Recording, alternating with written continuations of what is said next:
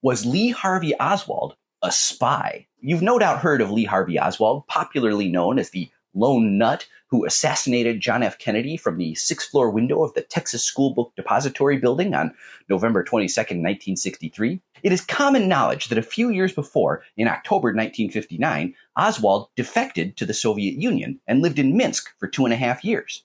He met his wife, Marina, there. Oswald's defection is supposedly evidence of his fervent Marxist ideals and opens up questions about whether the Soviets possibly played a role in Kennedy's assassination. But if you've ever seen a spy movie, you know that appearances can be deceiving. For a moment, I would like you to consider the possibility that Oswald wasn't a spy for the Soviets, but for the United States. Kennedy assassination lore is chock-a-block with extra Oswalds. Weird stories abound where people claiming to be Oswald pop up in 2 places at once. Here he is in Mexico City. There he is scoring a bunch of bullseyes on someone else's target at a shooting range. One of the strangest doubles mirrors Oswald's Soviet escapade almost perfectly. Robert Webster was a military materials expert. He had security clearance for his work on plastics and fiberglass. Webster defected to the Soviet Union just 2 weeks before Oswald, and, coincidentally, returned to the United States 2 weeks before Oswald. Both were veterans who offered to share military secrets with the Soviets.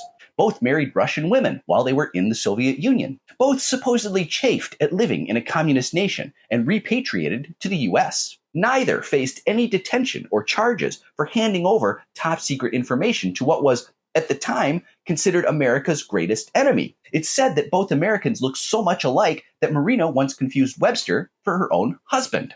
There's a common term used in spycraft called a dangle. A dangle is an intelligence asset dangled in front of the opposition, like a nice juicy bit of bait on a hook. If you look up fake defector, you can learn all about it on Wikipedia.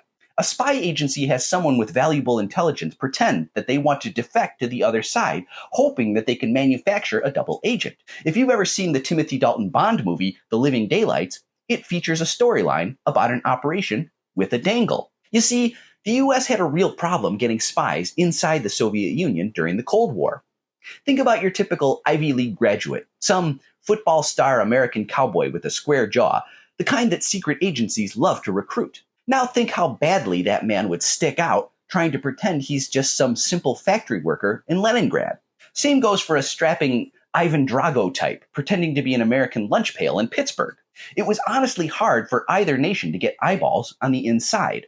So what makes me think Lee Harvey Oswald was a dangle? Before his defection, Lee Harvey Oswald was a U.S. Marine. His duty station was at Atsugi Air Base in Japan. That was one of only 2 bases on Earth where the U.S. was flying top-secret U-2 spy planes over the Soviet Union and China.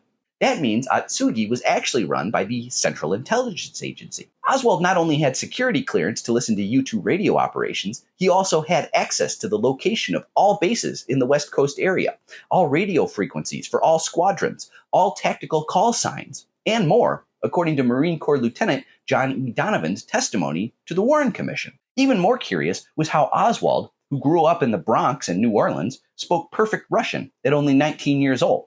It's said that his wife Marina originally thought he was native-born because of his Baltic accent. My good buddy Victor Marchetti has an answer for that.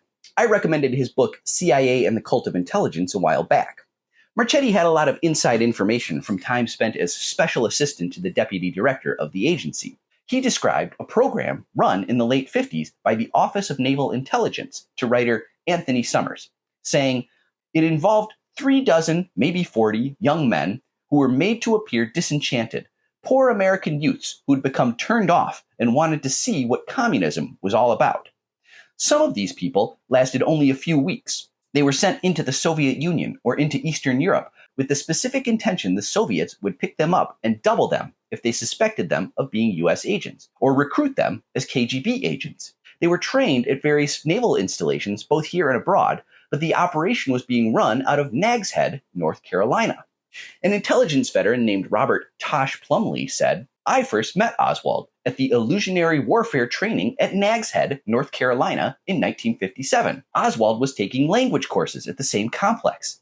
These courses were preparatory to going covert in international operations. Everybody who was there was CIA or military intelligence, or at least they were in some form of government training for their particular covert mission.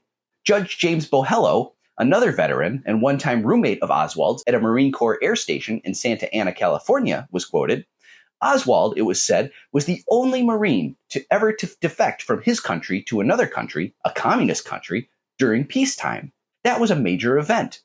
When the Marine Corps and American intelligence decided not to probe the reasons for his defection, I knew then what I know now. Oswald was on an assignment in Russia for American intelligence. One final ironic detail as we consider the angle of Oswald's Dangle, the KGB agent Yuri Nosenko, who was in charge of keeping an eye on Oswald during his time in the Soviet Union, defected to the United States in 1964. He too was suspected of being a Dangle.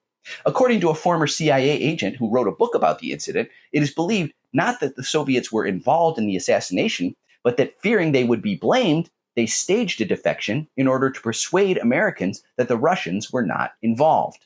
I think it's worth considering the implications of Lee Harvey Oswald potentially working for American intelligence. If true, it adds some curious wrinkles to what we know about the Kennedy assassination. After his arrest in Dallas, Oswald told the press, "They've taken me in because of the fact that I lived in the Soviet Union. I'm just a patsy." What if he was telling the truth? Please give a like, follow, favorite, repost, and consider signing up for my free Substack, where you can get more detail in every post. Let's make them pay.